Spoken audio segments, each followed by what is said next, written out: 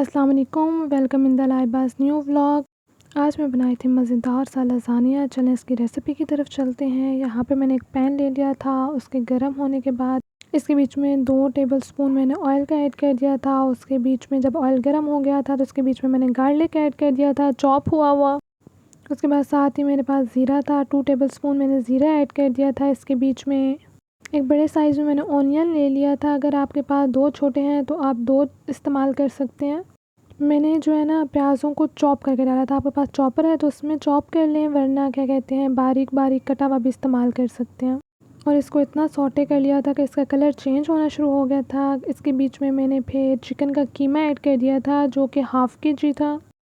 और जो है ना मैंने बाज़ार वाला चिकन जो है ना चिकन का कीमा लिया था। अगर आप जो है यूज़ करना चाह रहे हैं तो आप बीफ का कीमा भी यूज़ कर सकते हैं। और ये भी हो सकता है कि आप बाज़ार से चिकन ले आएँ और चॉपर में इसको चॉप कर लें।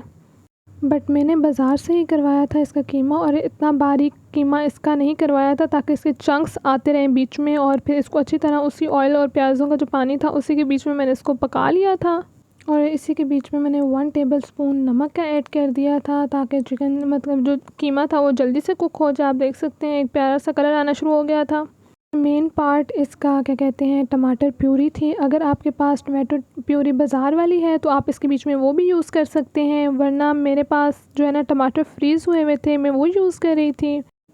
आप इसके बीच में क्या कहते हैं इस पॉइंट पे ना मतलब अगर आपके पास दूसरे टमाटर हैं तो आप ग्राइंड करके वो भी डाल सकते हैं। मेरे पास फ्रीज़ हुए हुए थे तो वो ये होता है कि आप उसको ना थोड़ा सा कूट के डाल दें तो बस वो जो है ना अच्छी तरह से कुक हो जाते हैं।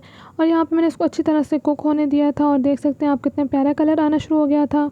देन बारी मिसालों की आती हैं। यहाँ पे मैंने 1 टेबलस्पून चाइनीज़ नमक, 1 टेबलस्पून काली मिर्च, उसके बाद चाट मसाला 2 टेबलस्पून, उसके बाद तिक्का मसाला 1 टेबलस्पून एंड हाफ़ टेबलस्पून मैंने इसके बीच में शुगर ऐड की थी। शुगर ऐड कर देने से ये होता है कि जो चाइनीज़ डिशेज़ होती है ना उनका फ्लेवर इंक्रीज़ हो जाता है। उसके बाद मैंने यहाँ पे सोया सॉस, चिली सॉस और विनेगर ऐड किया था 2 टेबलस्पून। और ये भी सबसे बेस्ट और ज़रूरी पार्ट होता है भाई इन चीज़ों के लिए, क्योंकि इन्हीं चीज़ों से ना चाइनीज़ डिशेज़ की टेस्ट वगैरह जो है ना इंक्रीज़ होता है। उसके बाद 1 टेबलस्पून मैंने ऑरिगेनो इसके बीच में ऐड कर दिया था और बस इनको जो है ना अच्छी तरह से मिक्स कर लिया था। उसके बाद आप वेजिस की बारी आ जाती है। आपको जो जो वेजिटेबल्स पसंद हैं आप इस पॉइंट पे वो वेजिटेबल्स इसके बीच में ऐड कर सकते हो। लेकिन मुझे जो वेजिस पसंद है ना उनमें से सबसे बेस्ट शिमला मिर्च है, तो मैंने यहाँ पे इस पॉइंट पे सिर्फ शिमला मिर्च ही ऐड की थी। अगर आपके पास गाजर है, मटर है या कुछ भी है आप ऐड करना चाहो तो वो आपकी अपनी चॉइस पे डिपेंड करता है। यहाँ पे बस मैंने इसको अच्छी तरह से मिक्स कर लिया था और इतना ज़्यादा कुक नहीं किया था कि ये है कि इसके बीच में से क्रंच बाकी रहे। उसके बाद मैंने इसमें तकरीबन 3 to 4 टेबलस्पून जो है ना केचप ऐड कर दी थी। और ये गार्लिक वाली जो है ना केचप थी। आपके पास सिंपल है तो आप सिंपल केचप भी यूज़ कर सकते हो। और बस इसके बीच में जो है ना केचप डाल के बस अच्छी तरह से मिक्स कर लें। उसके बाद मतलब बस ये डन है। और क्या कहते हैं आप देख सकते हैं कितने मज़े की लुक आई थी, लेकिन मेरे से ना थोड़ा सा ऑयल ज़्यादा हो गया था, लेकिन बस फिर भी टेस्ट इसका बहुत अच्छा था।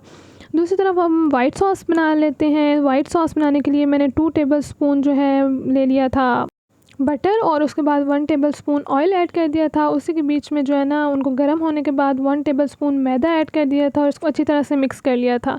मेरे से ये थोड़ा सा ज़्यादा ब्राउन हो गया था, लेकिन खैर मैंने जल्दी से ही दूध ऐड करके 1 कप मैंने इसमें दूध यूज़ किया था और इसको अच्छी तरह से मिक्स कर लिया था। उसके बाद चॉप हुआ हुआ गार्लिक इसके बीच में ऐड कर देंगे। फिर अच्छे से इसको मिक्स करने के बाद इसके बीच में जो फ्रेश क्रीम होती है डेयरी की जो भी आपके पास है आप वो ऐड कर सकते हैं इसके बीच में। मैंने यहाँ पे 3 to 4 टेबलस्पून इसके बीच में ना ये ऐड कर दी थी क्या कहते हैं फ्रेश क्रीम।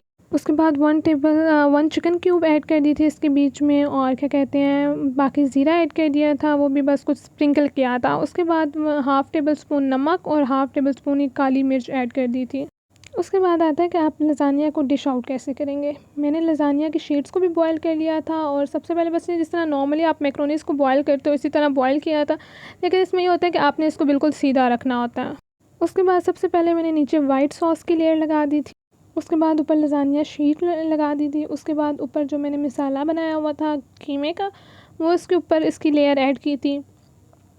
और जिस तरह मैं इसकी लेयरिंग कर रही हूँ ना, अगर आप एज इट इज़ इसकी लेयरिंग करेंगे तो फिर आपको देख सकते हैं कि मतलब इसकी ना बहुत मज़े के आखिर में लुक आती है। और मैंने जो चीज़ यूज़ की थी वो मोज़रेला चीज़ थी, उसी को मैंने जो है ना क्रश करके रख लिया था और उसी को मैंने इसके ऊपर स्प्रिंकल किया था। आपके पास कोई भी चीज़ अवेलेबल है तो आप वो भी डाल सकते हो, चटचटी चीज़ है या कोई और चीज़ पड़ी हुई है आप वो भी इसके ऊपर ऐड कर सकते हो, इसमें कोई नहीं होता कुछ। और सबसे एक और मेन बात, अगर आप इसे क्या कहते हैं ओवन में बेक करोगे तो तब भी कुछ नहीं होता, और उसके बाद इसको आप पतीले में बेक करो तो मतलब दोनों में टेस्ट सेम ही आता होता है, लेकिन बस वो हमारी अपनी मेंटल थॉट की बात होती है बस। उसके बाद ये है कि अगर आप पतीले में करोगे तो इसका थोड़ा सा कलर जो है ना वो ज़्यादा डार्क आएगा, अगर आप ओवन में करोगे तो ये है कि उसका कलर थोड़ा कम जो है ना चीज़ का ऊपर से आता है, बस और कोई चीज़ नहीं होती। और बस इसी तरह, और मेरी एक और गलती ये थी कि जो मैंने लज़ानिया शीट्स थी उनको जो है ना बिल्कुल अच्छी तरह से कवर नहीं किया हुआ था। उसके बाद मैंने इसके ऊपर ऑलिव्स डाल दिए थे, शिमला मिर्च ऐसे डाल दी थी और इसके बाद ऊपर ऑरिगेनो ऐड करी थी। और देखें बेक हो के मैंने ओवन में बेक किया था और देख सकते हैं कितने मज़ेदार सी और चीज़ी सी लुक आ रही है। अब चले मैं आपको डिश आउट करके दिखाती हूँ। और ये देखें ये मज़ेदार सी, और ये देखें फुल चीज़ी, बहुत मज़ेदार था, बहुत मज़ेदार था। आप इस रेसिपी को ज़रूर ट्राई करें जब भी आप बनाएं। और अगर आपको मेरा व्लॉग पसंद आया है तो लाइक सब्सक्राइब एंड शेयर ज़रूर करें। और हाँ भी अपने घर वालों से इनाम वसूल करना मत भूलिएगा। आप इसे शाम की चाय के साथ सर्व कर सकते हैं और अपनी शाम को बहुत ज़्यादा हसीन बना सकते हैं।